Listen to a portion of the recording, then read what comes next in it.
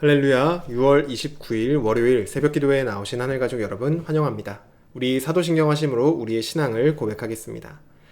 전능하사 천지를 만드신 하나님 아버지를 내가 믿사오며 그 외아들 우리 주 예수 그리스도를 믿사오니 이는 성령으로 잉태하사 동정녀 마리아에게 나시고 본디오 빌라도에게 고난을 받으사 십자가에 못 박혀 죽으시고 장사한 지 사흘 만에 죽은 자 가운데서 다시 살아나시며 하늘에 오르사 전능하신 하나님 우편에 앉아 계시다가 저리로서 산자와 죽은 자를 심판하러 오시리라. 성령을 믿사오며 거룩한 공회와 성도가 서로 교통하는 것과 죄를 사하여 주시는 것과 몸이 다시 사는 것과 영원히 사는 것을 믿사옵나이다. 아멘. 우리 찬송가 445장 태산을 넘어 험곡에 가도 함께 찬양드리겠습니다. 찬송가 445장 태산을 넘어 험곡에 가도 함께 찬양드리겠습니다. 태산을 넘어 험곡에 가도 빛 가운데로 걸어가면 주께서 항상 지키시기로 약속한 말씀 변치 않네. 하늘의 영광 나의 맘속에 차고도 넘쳐 할렐루야를 힘차게 불러 영원히 주를 찬양하리. 캄캄한 밤에 다닐지라도 주께서 나의 길 되시고 나에게 밝은 빛이 되시니 길 잃어버릴 염려 없네. 하늘의 영광 나의 맘속에 차고도 넘쳐 할렐루야를 힘차게 불러 영원히 주를 찬양하리. 광명한 그 빛 마음에 받아 찬란한 천국 바라보고 할렐루야를 힘차게 불러 날마다 빛에 걸어가리. 하늘의 영광 나의 맘속에 차고도 넘쳐 할렐루야를 힘차게 불러 영원히 주를 찬양하리. 아멘. 오늘 우리에게 주신 하나님 말씀 고린도전서 16장 1절에서 12절까지 말씀입니다. 고린도전서 16장 1절에서 12절까지 말씀입니다. 고린도전서 16장 1절에서 12절까지 말씀입니다. 다 찾으신 줄로 알고 오늘 아침 우리에게 주신 하나님 말씀 함께 합독하도록 하겠습니다. 1절입니다. 성도를 위하는 연보에 관하여는 내가 갈라디아 교회들에게 명한 것 같이 너희도 그렇게 하라. 매주 첫날에 너희 각 사람이 수입에 따라 모아두어서 내가 갈 때에 연보를 하지 않게 하라. 내가 이를 때에 너희가 인정한 사람에게 편지를 주어 너희의 은혜를 예루살렘으로 가지고 가게 하리니 만일 나도 가는 것이 합당하면 그들이 나와 함께 가리라. 내가 마게도냐를 지날 터이니 마게도냐를 지난 후에 너희에게 가서 혹 너희와 함께 머물며 겨울을 지낼 듯도 하니 이는 너희가 나를 내가 갈 곳으로 보내주게 하려 함이라. 이제는 지나는 길에 너희 보기를 원하지 아니하노니 이는 만일 주께서 허락하시면 얼마 동안 너희와 함께 머물기를 바람이라. 내가 오순절까지 에베소에 머물려 함은 내게 광대하고 유효한 문이 열렸으나 대적하는 자가 많음이라. 디모데가 이르거든 너희는 조심하여 그로 두려움이 없이 너희 가운데 있게 하라. 이는 그도 나와 같이 주의 일을 힘쓰는 자임이라. 그러나 누구든지 그를 멸시하지 말고 평안히 보내어 내게로 오게 하라. 나는 그가 형제들과 함께 오기를 기다리노라. 형제 아볼로에 대하여는 그에게 형제들과 함께 너희에게 가라고 내가 많이 권하였으되 지금은 갈 뜻이 전혀 없으나 기회가 있으면 가리라. 아멘. 기도드리겠습니다. 사랑의 하나님, 오늘도 우리를 주님을 만나는 이 예배 자리로 인도해 주시고 불러주시니 감사합니다. 주님, 이 예배 가운데 주님 안에 머물며 주님 안에 안기어 하나님이 우리에게 공급해 주시는 그 은혜와 또 새로운 힘으로 살아가고 또 위로를 받고 충전을 받는 그러한 시간이 되기를 원합니다. 간절히 주님만을 바라며 우리의 모든 마음과 또 우리의 모든 뜻을 하나님께만 올려드립니다. 주님만이 우리의 아버지이시며 주님만이 우리의 하나님이심을 고백합니다. 주여 우리의 삶을 받아 주시옵소서. 여러 가지 문제와 또 여러 가지 상황 속에서도 하나님을 예배하며 나아갑니다. 주님, 우리의 이러한 모든 문제와 상황들 주님 손에 맡겨드리오니 주님께서 인도하여 주시옵소서. 오늘도 우리를 살리실 하나님의 말씀 앞에 겸손히 엎드리며 나아갑니다. 주여 우리에게 말씀하여 주시고 그 말씀이 그저 듣고 넘어가는 것이 아니라 우리 마음 가운데 정말 깊숙이 뿌리를 내려 우리의 삶을 통하여 말씀의 열매를 거두는 그러한 은혜의 시간이 될 수 있도록 주님 받아 주시옵소서. 감사드리며 예수님의 이름으로 기도드립니다. 아멘. 할렐루야. 오늘 우리 함께 읽은 고린도전서 16장 1절에서 12절 말씀으로 하나님 말씀 함께 나누고자 합니다. 네, 바울은 이제 16장에서 그의 편지를 마무리하고 있습니다. 오늘 편지 내용만 보면은 가난한 성도들을 위한 구제, 또 고린도 교회 방문 일정, 또 디모데와 아볼로에 대한 안부 정도입니다. 이 내용만 보면은 상당히 일상적인 그런 내용이죠. 하지만 우리가 이 본문만 딱 보는 것이 아니라 앞서 15장에 이어서 부활신앙을 가진 자들이 마땅히 살아가야 할 삶에 대한 그러한 시선으로 이 16장을 보시면은 우리가 배워야 할 영적인 원리를 배울 수가 있습니다. 그래서 오늘은 이 본문을 통하여서 부활신앙을 가진 우리의 삶이 어떠한 삶을 살아가야 하는지 세 가지 영적인 원리를 배워보려고 합니다. 첫 번째 삶의 원리는 공동체를 돌보라는 것입니다. 첫 번째 삶의 원리는 공동체를 돌보는 것입니다. 바울은 성도를 위한 연보에 대해서 말하고 있습니다. 이 연보라는 것은 당시에 믿음으로 인하여서 직장도 잃고 쫓기는 사람들도 많았기 때문에 재정적으로 수많은 어려움을 겪는 성도들이 있었습니다. 그래서 재정적으로 어려움을 겪고 있는 성도들을 돕기 위해 지원해 주는 것, 이것이 바로 연보였습니다. 바울은 이러한 연보를 기회가 되면 편할 때에 하라고 말하지 않습니다. 매주 첫날 각 사람이 수입에 따라 모아두어서 연보를 해라, 이렇게 말을 하죠. 이것은 반드시 이때만 정해진 금액대로 해야 된다라는 것이 아니라 적어도 이때만큼은 반드시 해야 된다라는 강권입니다.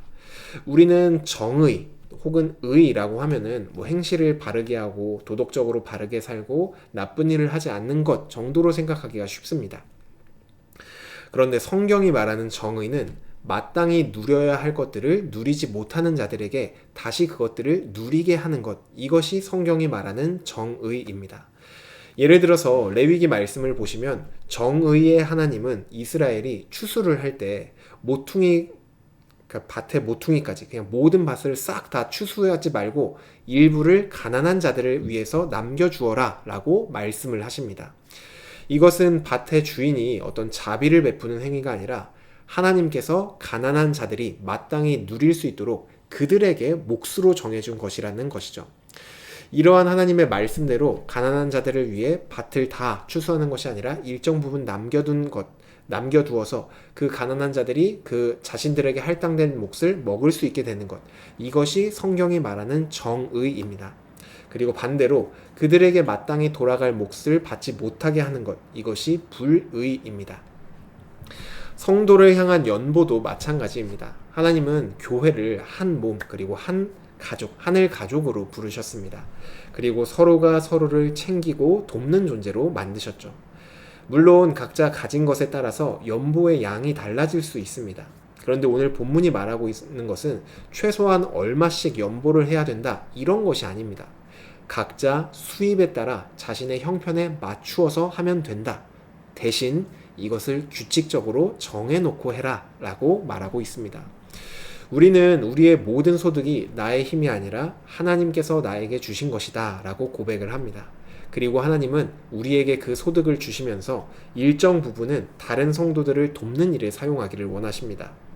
이것은 사실 이 다른 성도들을 돕는다는 것은 사실 하면 좋은 것, 못하면 어쩔 수 없는 것, 혹은 내가 선심 써서 하는 것, 이런 것이 아닙니다. 하나님이 정해놓으신 몫으로서 우리가 순종해야 되는 부분, 애초에 나의 몫이 아닌 것이 바로 성도들을 향한 이러한 도움의 영역인 것이죠. 이미 교회에서 오병이어 헌금이나 목적 헌금 혹은 지정 헌금을 통해서 어떤 삶의 습관처럼 하고 계신 분들도 계실 것입니다. 너무 잘하고 계십니다. 성경대로 하고 계신 것이죠. 혹시 아직 하고 계시지 못한 분이 있다면은 처음 제가 권유드리는 것은 처음부터 너무 무리하진 마시고 정말 내가 할 수 있는 선에서, 금액이 중요한 게 아닙니다. 내가 할 수 있는 선에서 정해놓고 규칙적으로 해보시면 좋겠습니다.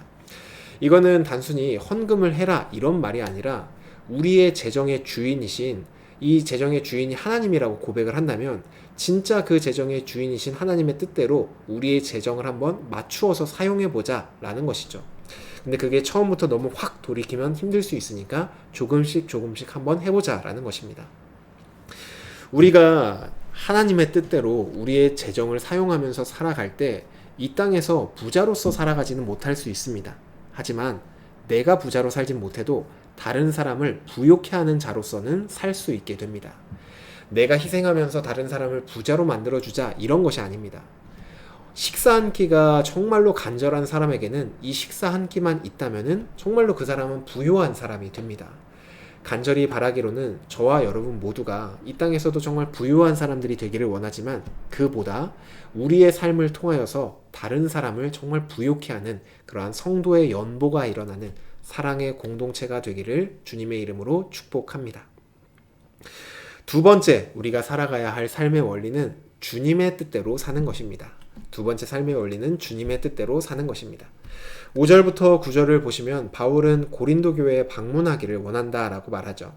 바울은 지금 다른 사도들의 지시를 받고 있는 그런 사람이 아니었습니다. 그렇다 보니까 고린도 교회에 가고 싶다 그러면 가면 됐고, 그곳에 머물고 싶다 그럼 머물면 됐습니다.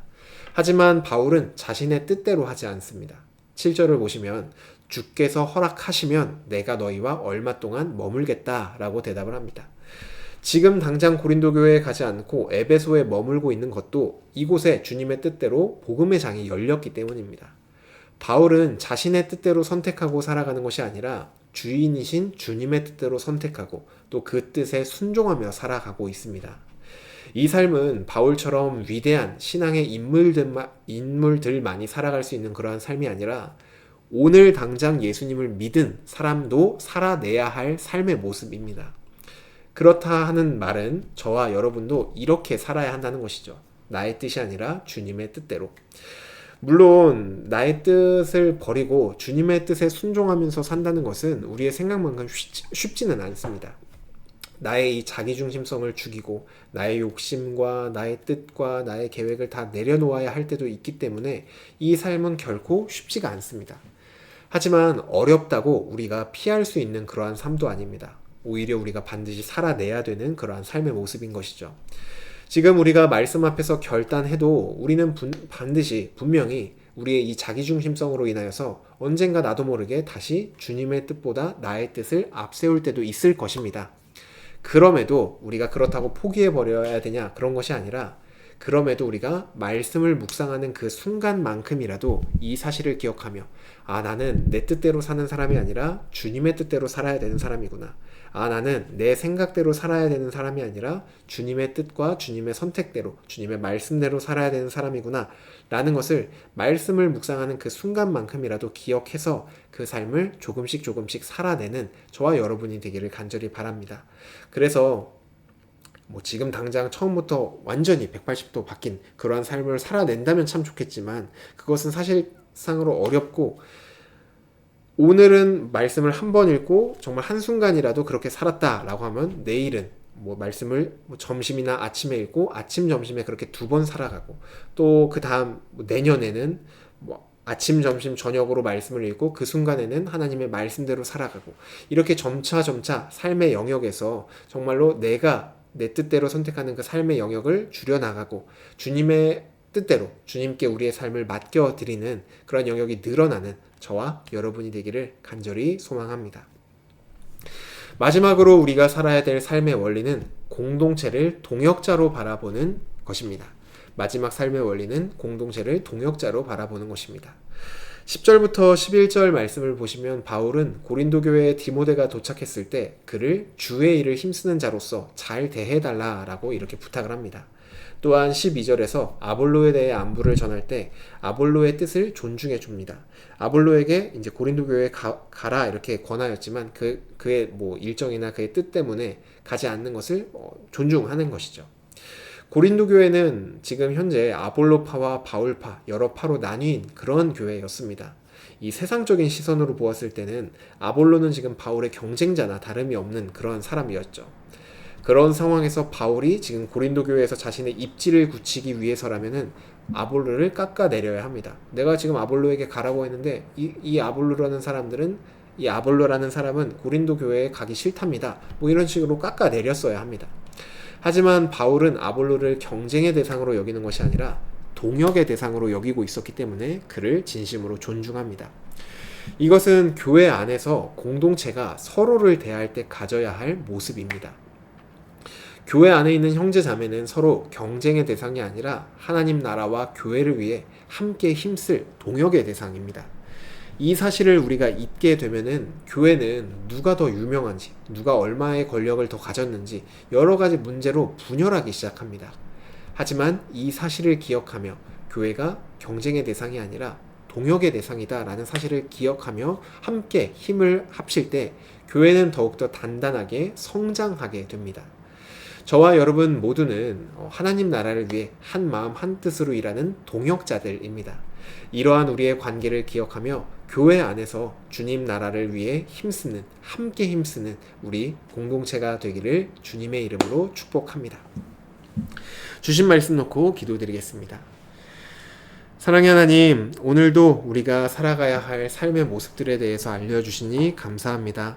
주님, 우리가 얻는 이 수입은 내 능력으로 나의 힘으로 얻는 나의 것이 아니라 그중 일부를 하나님께 내어드리는 것이 아니라 전적으로 하나님의 것임을 고백합니다. 그러니 주님, 이 재정을 나의 뜻대로 사용하는 것이 아니라 이 재정의 참된 주인이신 주님의 뜻대로 점차 사용해 보기를 원합니다. 주님, 그러했을 때 이 땅에서는 우리가 부욕해지지 못하게 될지도 모릅니다. 하지만 정말 다른 사람을 부욕하게 하는 그 일에 쓰임받을 수 있다는 그 사실이 우리에게 기쁨이 되게 하여 주시옵소서. 또한 주님, 우리가 이 땅을 살아가며 나의 생각과 나의 뜻대로 우리의 인생을 살아가는 것이 아니라 우리의 참된 주인이신 주님의 뜻대로 생각하고 살아가는 정말 주님의 자녀들, 주님의 백성들 될 수 있도록 주여 인도하여 주시옵소서. 또한 주님, 우리가 교회로서 부름을 받았습니다.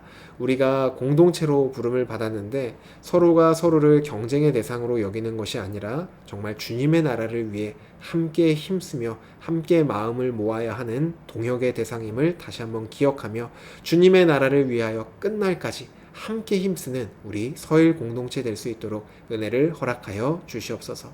감사드리며 예수님의 이름으로 기도드립니다. 아멘.